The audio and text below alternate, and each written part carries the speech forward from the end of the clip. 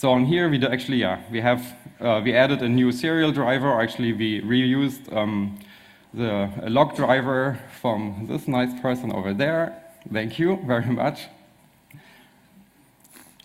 So then we just added another thread for the TCP port to actually get the data into the driver, and then we have exactly the same setup. The plus CMT command is exactly the same, and also on the other phones. And so we were back into the game with Windows Mobile message injection over Wi-Fi.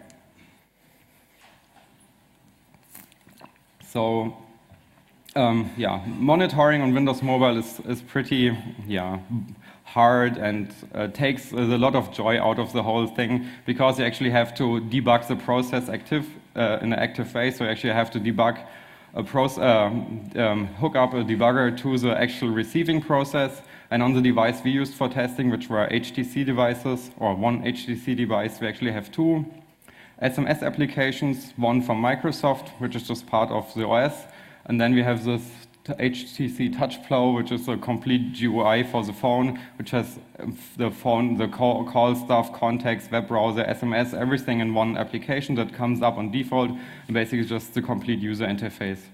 And we actually decided to only go for this one, since we thought, okay, the Microsoft stuff has been around for a longer time, and this kind of looks more interesting. So now to some results. Some, of course, we got all the devices to crash in many different ways, but again, the only crashes that actually are reproducible over a telco network are worth anything. Everything else is like, if I can inject anything to any process without going through any kind of validation, it's you probably can get it to crash, and so.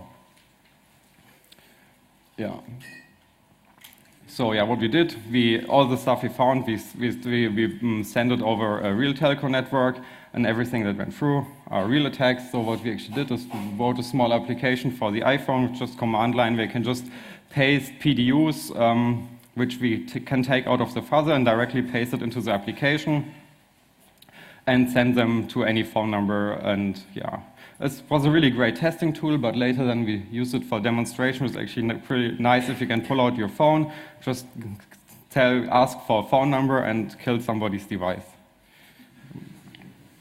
But the interesting part is we actually have to test on different network operators, because some operators switch off some features, or because of maybe a different type of equipment, some stuff is just not delivered on certain operators, or especially between operators. So this is a whole nother thing you have to do after actually validating that your exploit or bug or whatever test method that does something works on one operator. You have to still go out and test on other operators. Of course, we did not test all operators, just some in Germany and some in the US. This, just a small application to actually, I don't know if I actually released that, but at some point I will. It's just some SMS sending tool which directly takes PDUs. So the first thing I will actually start at the bottom, because that was actually the first bug we found, is some really stupid flash SMS bug, where if you send a flash SMS with just one byte, where the highest bit is set to 1, actually Springboard crashes. If you know, Springboard is the GUI or window manager of the iPhone. So if that crashes, any application that currently runs gets terminated, and the phone writes a crash dump, locks the phone for about 15 seconds, because you need some time to write actually the crash dump to flash, and then you're back at slide to unlock. So this very, very boring DOS. But then we found something that can actually crash COM center. And since COM center handles any kind of radio communication, it totally cuts off the phone from any kind of radio. So it actually turns your iPhone back into an iPod Touch without Wi-Fi. And as an addition, actually, if there's a phone call in progress, it's interrupted. So this is, normally you say in the computer world, like, yeah, DOS attacks, you cannot go to a conference where you like say, hey, we have found this cool DOS attack. But yeah, being able to kick actually a phone off the network is quite cool, and if you actually can selectively interrupt phone calls, that's even cooler. But it gets better. So just here, that's just how it looks like. You get the SMS and your phone goes back to searching, and at some point you're back. So then we started looking at Android, and Android apparently has the same kind of bugs.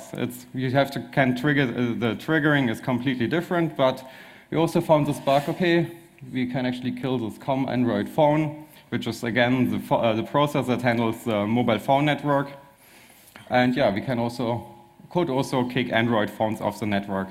But as an addition, on Android, actually, when the phone application restarts, it resets the modem. So if you have a PIN set on your SIM card, which you normally have if you live in Germany and some other European countries, in the US you don't have a PIN, so if you explain it to US people, you have to say, oh, you have actually a SIM card PIN in Germany. So the fun thing is, because you reset the modem, your phone comes back, or the process comes back up, and your SIM card is locked. So you cannot register, your phone cannot register to the network.